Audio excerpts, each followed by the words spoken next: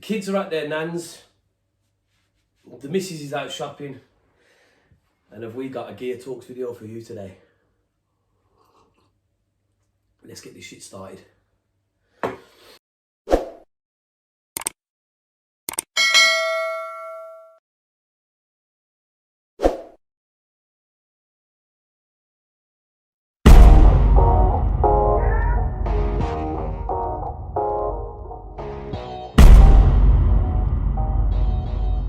You know, we're back on it. We're back recording content, doing what we do best, acting like idiots out in the wild. With that said, this is a new addition to the Gear Talks range, and we've got a good episode for you today. I'd like to talk to you about the air rifle, which me and Bandu have invested our money into. We've both bought a Stoeger XM1, which is this bad boy down here. This is the 177 caliber version, and Bandu bought the 22 version. There's not much difference in the caliber sizes, in case people are wondering. You know, there's slight differences in distance and power, but other than that, they both get the job done for the kind of small game that you'll be out there hunting. So like pigeons, squirrels, rabbits, etc., rats, all those are legal to shoot, and it's what is called open season. It means that you can legally hunt them all year round. So it's in the form of like pest control and stuff like that. A lot of places require vermin to be getting rid of via obviously air rifles and stuff like that. If they don't like to use poison, and farmers like to use air rifles or whatever means necessary to get rid of the pest. But it's open season on those type of animals anyway. So this kind of weapon here, this kind of should I say weapon, it's, you know, technically is a weapon. Just be careful in what you're doing when you do use them. You have to be over 18 obviously to purchase one. You don't actually need a FAC license for 177 and a 22 caliber in the sub 12, which you are legally allowed to have and use as long as it's on private land. You can't obviously use it out in the public or anything like that, like down your local park and places like that. You'd have to use it either in your back garden for plinking and stuff like that, or vermin control, or use it on private land, i.e. get permission from a landowner, farmer, business owner, etc., to use this type of air rifle to control the pest population there. So but yeah, if you do think about purchasing one of these, obviously just make sure that you are over 18 and you know you do take, like, be responsible with it, because even though it's a 177 and a 22 caliber and sub 12, it can still cause serious damage to you know, to other people and stuff like that. So just be careful with how you're using them. Just treat it with a bit of respect. Anyway, that done. This is my XM1 model, the Stoeger. So far, this is my first Stoeger, and I love it. I mean, I've probably put through now maybe 200 pellets. I've put through it. So I haven't put through a lot, but I've put 200 pellets through, I would say, and I love it. I mean, it's so accurate. Once you dial in, obviously, once you zero in the scope and you get it to where you want to be, it is really accurate, to be fair, and I can't fault it. It's very well made. Most of the bodies, made of like a hard polymer plastic. But obviously everything else, like the barrel obviously is metal, the air container, the scope, all the bits that matter really are all metallic. But it's very well made. It's very strong. It's very sturdy. The polymer's obviously, you know, as expected, it's solid. But I paid 550 quid. I paid for this air rifle, and with that £550, I got the scope included. I got a rifle bag, which is this here. to put the rifle in. However, I'll get to that in a moment, but I was given this rifle bag, I was given a tub of pellets, and I also got a air tank, but this is an air, it's air pressured.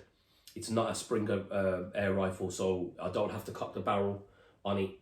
It's fed through the front with air, and it's a bolt action, semi-automatic air rifle. Well, when I say semi-automatic, it's a bolt action. It comes with magazines. So when you buy it, it came with 2 magazines, which are these here. I'll give you a close-up of them in a minute, but those are the magazines, and inside these magazines they hold 9 pellets. I purchased another magazine because I think at the side here of the rifle there's actually 3 grooves, but you actually slide the mags in the side of the Picatinny to hold your magazines in.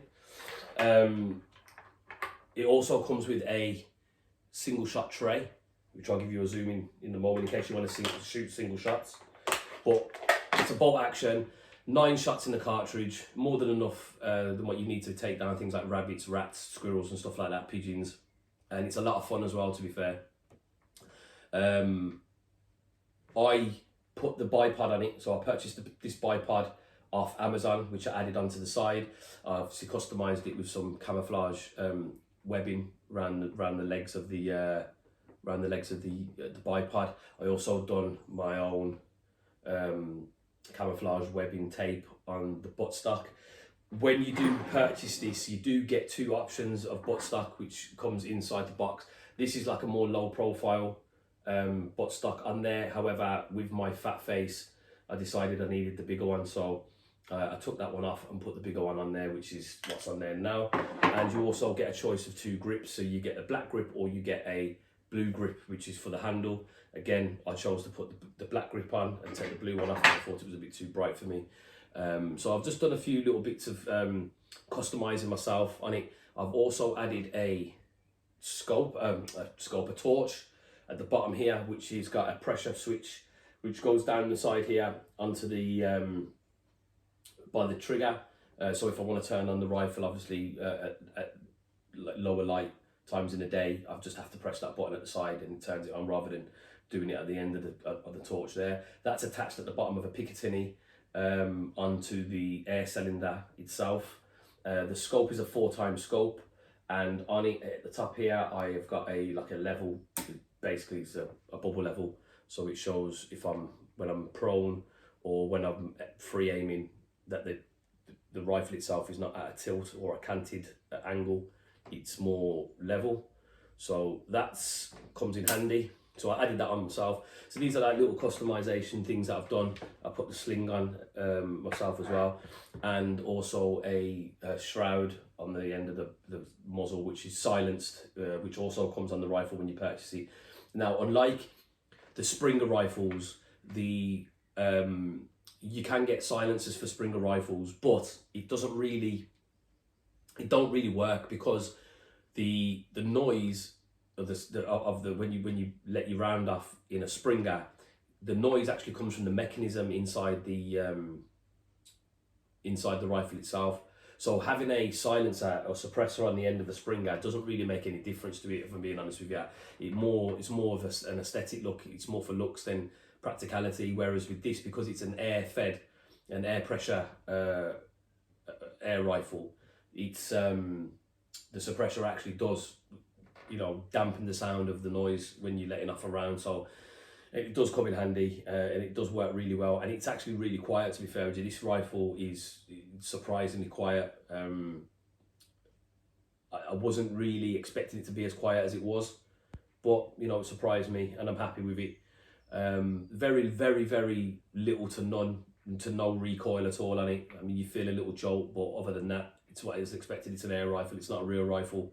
So the recoil is pretty much non-existent, really. very comfortable to shoot. The trigger, you can adjust the trigger, so I've kind of left it as it was out of the box. I haven't really messed with it, but you can adjust the trigger to be a little bit more sensitive to your liking. There's a safety switch on the side here, which is more of a pop. You basically just pop the button through and it's live, pop it back and the safety's back on. But yeah, so this is the air rifle that we've got to basically record some pest control videos and do some hunting, rabbits and stuff like that on the channel. Like I said, this is the 177. BD's got the 2.2 version.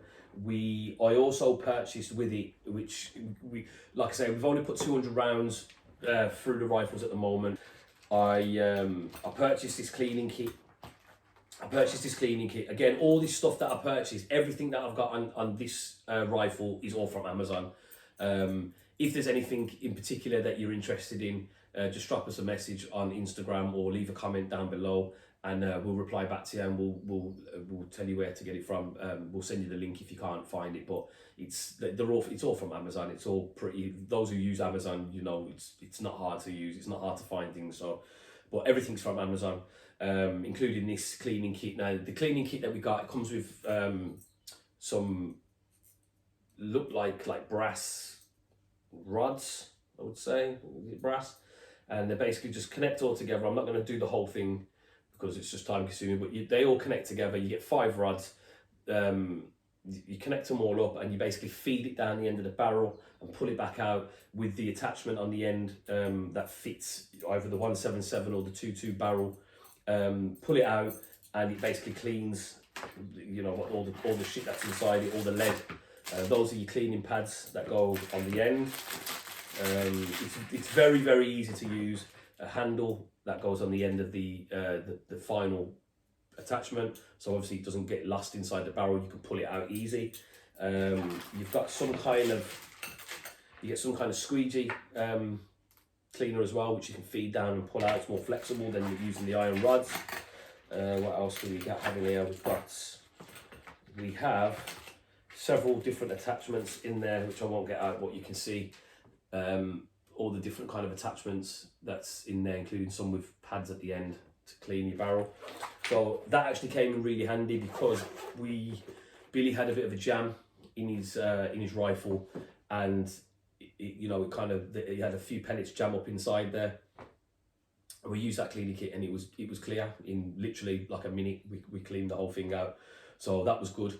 I also purchased, again off Amazon, I also purchased some, if I can get it out of the packet, fat fingers.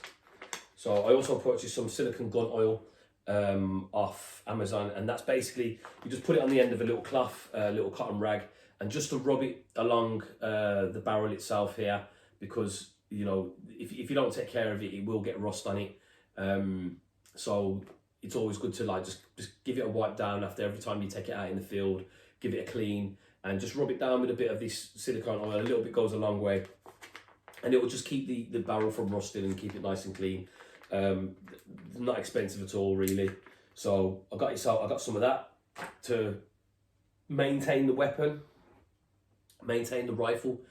Take a sip of my coffee.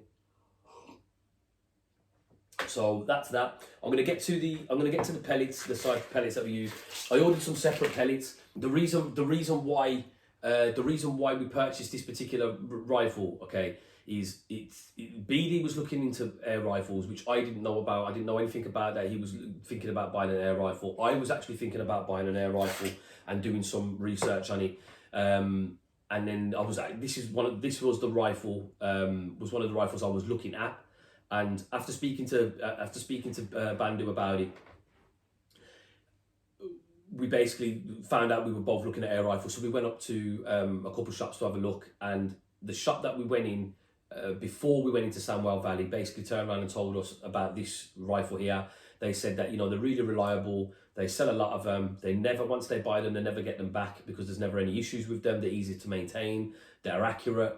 And like I say, reliable. And for somebody who's thinking of buying an air rifle on a modest budget, then this would be the way to go. So we decided to have a little look round. Ended up in Samwell Valley Sports Shop, and spoke to the gentleman in there who was like very informative about it, and he actually mentioned this to us before we said anything. So the fact that we was looking at this rifle and people had recommended it to us a few times that day, and in the shop that we went to last, we thought, you know what, it's a sign, we might as well just buy this.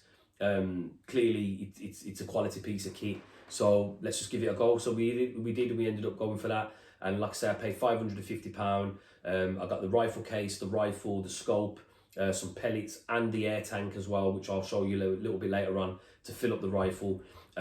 Really easy to fill up. A few little safety procedures you've got to follow, but other than that, it's really simple to do. And we went, like I said, we went shooting on the weekend, and it wasn't a burden at all. We got enough shots out of it, what we needed, until we had to go and refill. So it wasn't really a problem, to be fair with you. So yeah, I'll get into the pellets. The pellets that I got, like I said, that I got with this gun, I think they were at maybe at 8.2024 grain, maybe. So I ended up ordering some JSB Exact Heavy Diablo airgun pellets, which are a 1034 grain in the 177 caliber. I'll show you the size differences. Size, looks wise, they don't really look any different, but the weight, you can obviously tell they're a little bit heavier. And after shooting these, after shooting these on the weekend to the ones that I got with the gun, which were another form of Diablos, I can't remember what the make were now. I'll have to put that in the description down below maybe, but they weren't the best. After shooting these, I prefer these than the lighter ones. They were a lot more accurate, I felt. So I'm quite happy with these. I am going to start testing out a few more pellets. Bandu's recently bought some different pellets off eBay to test out. You can actually buy sample pellets off eBay, which is worth noting.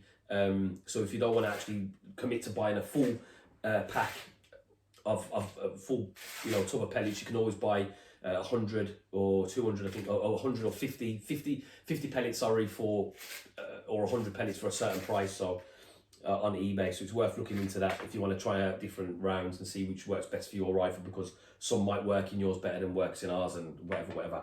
So yeah, I'll get into those later on. There's a few other little bits that I bought with the rifle, because obviously we want to kind of capture the different footage when we're out there. So we want to be able to record controlling the pest population, the squirrels and the rabbits and stuff like that.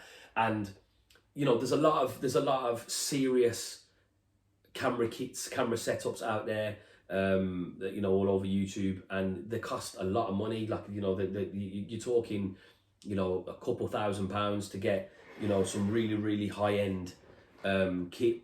And I don't really want to be spending that kind of money just yet on the kit that I wouldn't know how to use. So at the moment, I'm just going to keep it simple. We're just going to carry on recording how we normally record and hopefully get some decent footage. But in the meantime, what I did purchase was this monocular scope. So it's just a normal monocular scope, but at the back here, there's like a little bracket that you can attach your phone onto, and you line up your camera with that little hole there, which looks through the monocular, and you record, and it actually obviously will pick up what you're looking down that scope. So we tried it out on the weekend. A few teething problems on there, but it does work. It does do the trick. I would say we probably need somebody looking through it and recording it while we're shooting, because it takes kind of a lot of finicky fiddling around to get it right. Quality piece of kit in terms of the way it's made, but it wasn't expensive at all.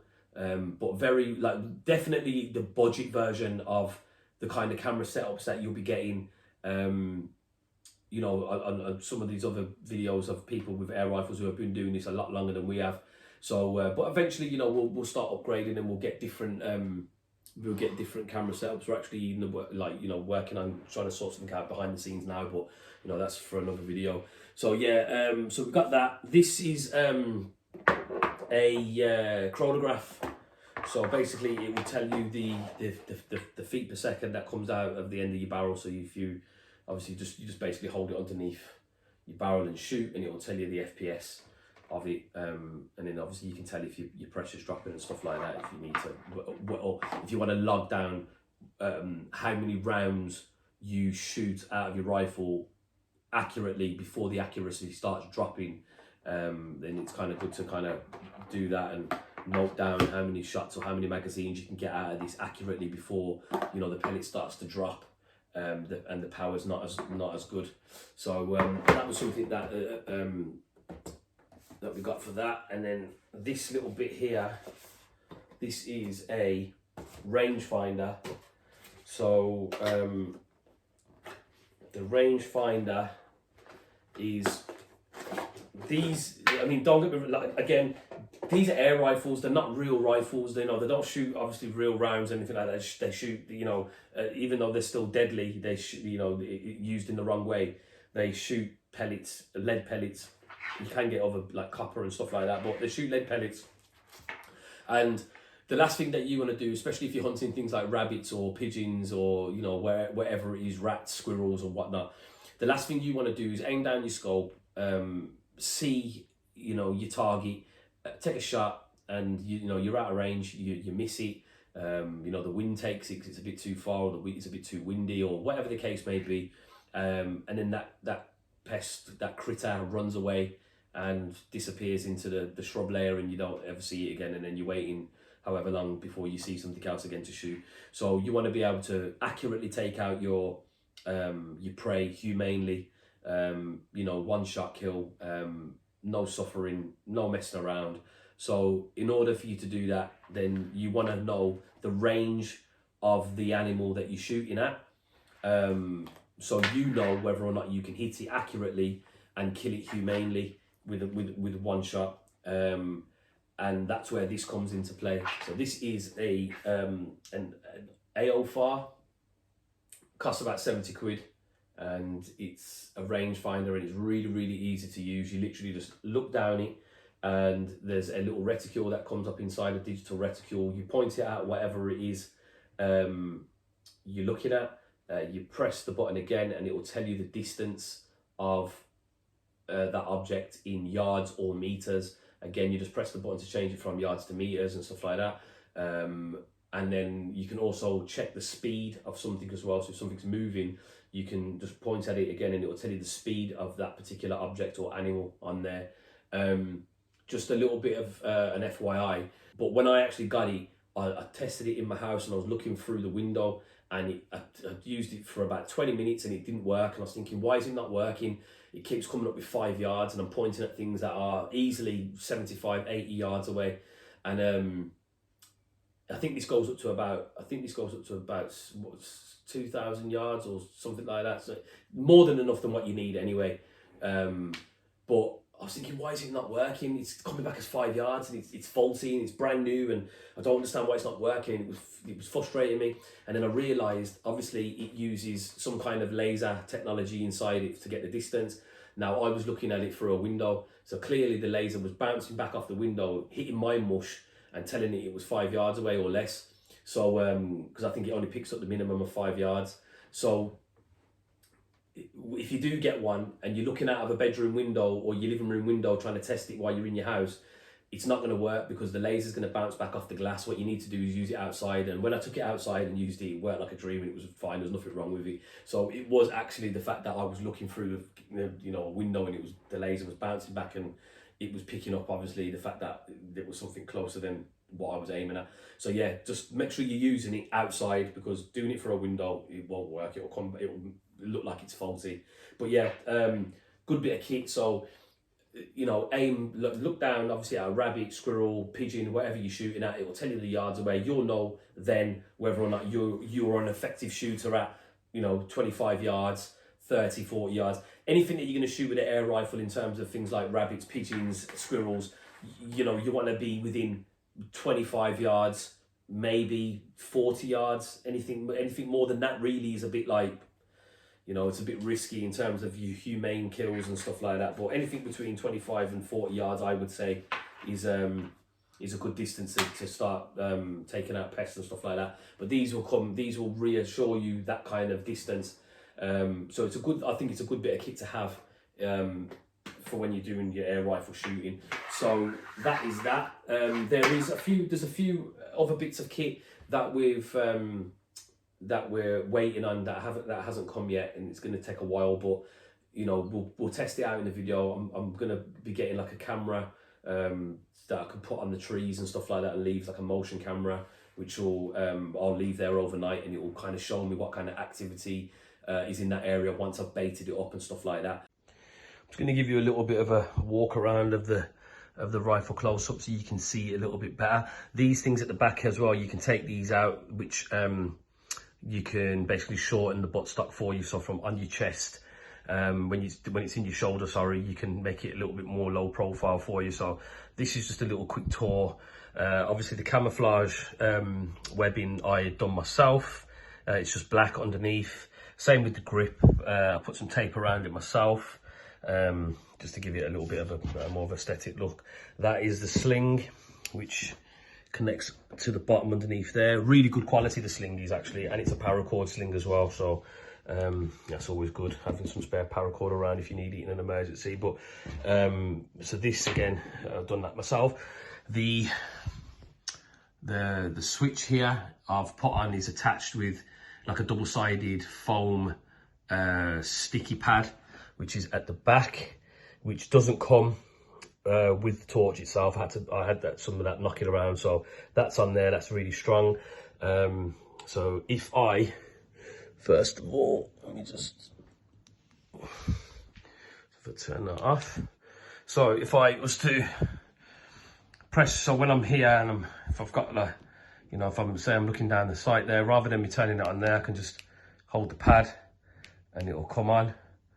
Take my finger off, comes off, or I can turn it on, turn it off myself. This mode, there is a mode on the front here. If I press it, see, hang on a minute. So if I turn this on here, and then there's a mode, as you can see, you can get different dimmers on there, but then you've got a blinding strobe mode. Okay, so that's that on there on the torch. So like I say, I've put that, I've attached that on myself with some tape, and then that's stuck on with the pad there. There's your safety switch, red for live, that's safe. The bolt action, so it's up, well, it's up. Slide it back, push it down, down, safety off, and then fire. And that's basically your bolt, and obviously that's your bolt action slide. The level, again, metal, well made, clipped onto there. And these are just covers for the scope. Okay. Bipod, these you can actually take these up and down, so you can these go higher or lower depending on the height that you want. They also fold either forwards or backwards, and then there's just a quick screw off the top there and a pop off, easy. Those are the magazines. They just slide in like that. There's your boy Richard Gere on the RMGR TV. So yeah, so that's the actual mag holders if you want to put the mags there, you know, for your magazines. You don't have to have them. You can take these Picatinis off and put your own on if you wanted to. But yeah, these are the magazines. So, and they're not hard to load. They're quite, I mean, the first time's a bit finicky.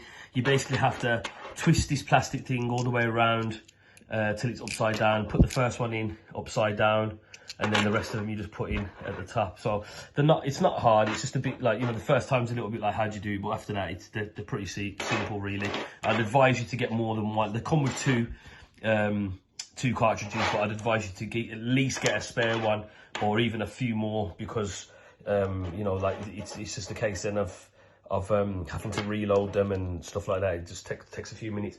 But it's worth noting as well that there's like little magnets on them, so they do fit in and they do kind of clip in and clip out. And it's the same with the little the single tray, the single shot tray there that goes in there.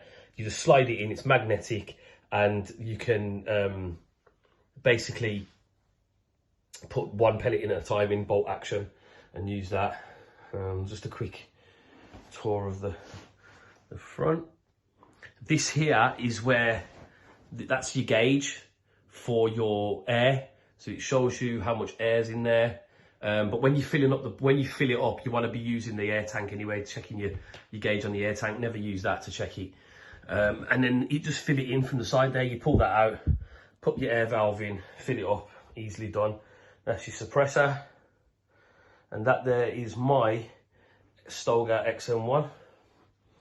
Yeah, so anyway, back to the bag situation that I was talking about. The bag that I got given with me when I bought the rifle, it fitted the rifle in with the scope on, not with the bipod on, obviously, but with the scope and everything else on, it fits in, but it's just about fits in. So it was really, really tight, and you know, it's basically just not big enough to carry everything in there. So then I upgraded that, and I bought another bag from warehouse, Amazon, which is basically a lot bigger, opens up more, it's got more pockets in it and stuff like that. And this was £35. So it's better. It's a better bag for space. However, I will say I am going to change that bag again. I'm going to buy a better bag and spend more money on it. The bag that I'm looking at is £100. This was £35. It's from Amazon, and I had it for a day. When I took it out into the field for a day, and the shoulder, you can actually wear it as a backpack. The shoulder strap popped off and broke, and the hanging loop broke off as well. The bag itself works fine. You can carry it as a briefcase style, and it's still got one shoulder strap on it. But you know, I paid 35 quid for it. It's better than the bag that I got given, but I'm happy with the storage and the space and the design of the bag. But in terms of the quality of the straps that go over your shoulder, 3 out of 10, 0 out of 10, because like I say, one of them popped off and it literally just broke off at the seam because it hadn't been sewn on properly. We got in contact with the seller, and they offered a full refund for us to send it back. However, they said if we did keep it and was happy to obviously sew it back on ourselves, they offered us a refund of 50%. So they basically, you know, reimbursed me for half the price of the bag. So I can't really complain about it. £35. I'm not really, like I say, I'm going to keep the bag and I'm going to use it, but the shoulder straps itself, that was the selling point for me, being able to wear it on my back and carrying it rather than a briefcase situation, because of the comfortable, you know, and the weight of it, having the rifle in there. It's not incredibly heavy, but with other bits in there like the cleaning kit, like the pellets and the tool kit and everything like that I keep in there, and whatever else, you know, I need a good steady bag. And to me, it just let me down a little bit, but you know, it is what it is. But I will be getting another bag. It's better than the bag that I got with the product when I first bought it, but I'm going to have to upgrade it again. So, but yeah, that's the bag situation. So now I'll do that in a minute. This is the tank that I got with it. It's a 300 bar tank. The gun fills up to 200 bar max. So obviously on the gauge, when you pop the valve in, you fill it to 200, not more. And then obviously that's your rifle sorted out. There's a few, like I said, there's a few little safety issues, a few little safety precautions, should I say, that you have to take when you're using one of these. You know, they are safe, but if you don't use them correctly, then you will injure yourself. I always keep a little bag on the end of it, because you don't want to get any dust, sand, grit or anything on that and then put it into your rifle, air it up, because it will just damage everything. So I always keep a bag over the top with it and keep it upright with an elastic band, just to stop any crap going in there and whatever, because you want to obviously make sure that that's looked after.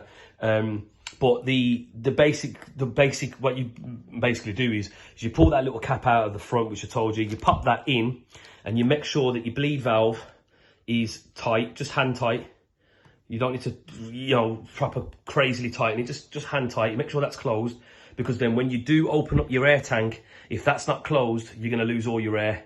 So make sure that's closed. Pop the valve in, and then you want to gently just open it ever so slightly until it starts to go like really slow, and then maybe stop it just before 200.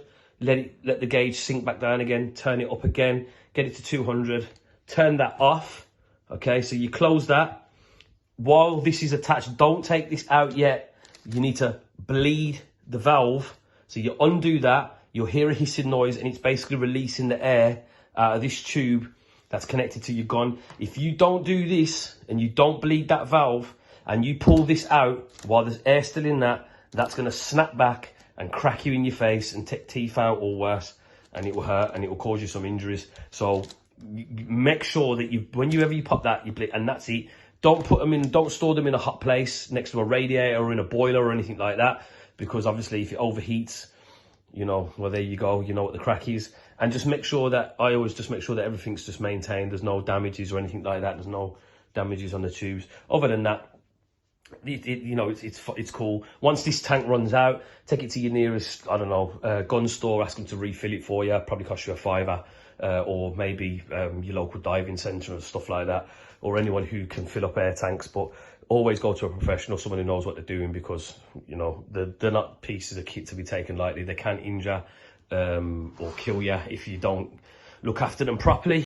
Okay, so these are the two different types of pellets that I got. These are the ones that I purchased, like, you know, after I got the rifle, the JSB, the Exact Heavy Diablos, 1034 grain, 177 caliber. So that's them there, the lead pellets. As you can see, the design, obviously the shape of them's a lot different, a lot more bulkier in terms of obviously the way they look. They're obviously heavier, and these are the ones, the standard ones. They are Diablos as well, but they're not JSBs. I can't remember what the company are that are called. The guy gave me these complimentary when I bought the rifle. So these are the two lead pellets that I'm using at the moment in the XM1. So but yeah, that said, that is it. That is our Gear Talks video. We will see you out in the field, guys. We will see you out in the field. So again, thanks for tuning in. If you know, drop us a like, comment, share, subscribe, all that good stuff down in the link below. Stay tuned, and peace and love and prosperity to all. I might be a little bit rusty on this video because I haven't done anything in ages.